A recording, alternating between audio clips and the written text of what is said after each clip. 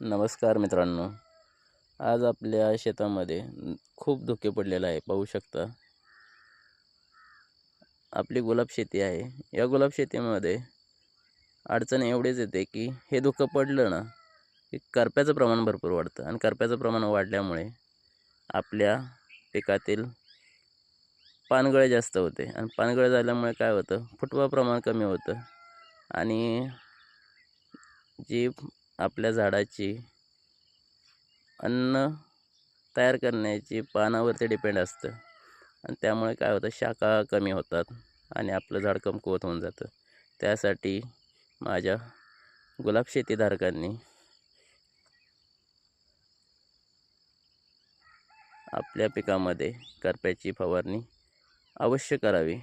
संध्याकाळी 4 वाजता का होईना, पण करप्याचा एक स्प्रे अवश्य आपल्या गुलाब शेतीमध्ये घ्यावा. नाहीतर करपा अधिक प्रमाणात वाढू शकतो, कारण की आजपासून धुक्याचं प्रमाण जास्त वाढेल. थंडी वाढलेली आहे. आपल्या शेतामध्ये भरघोस उत्पादन गुलाब शेतीमध्ये काढायचं असेल तर करप्याची फवारणी गरज आहे. पाहू शकता, करपा जर नियंत्रणात नाही आला तर अशा पद्धतीने पाने काळी पडतात.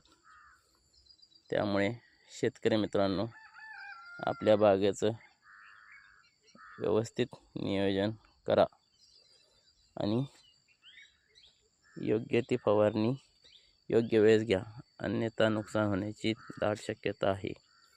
पाहू शकता, करपा अशा पद्धतीने वाढतो.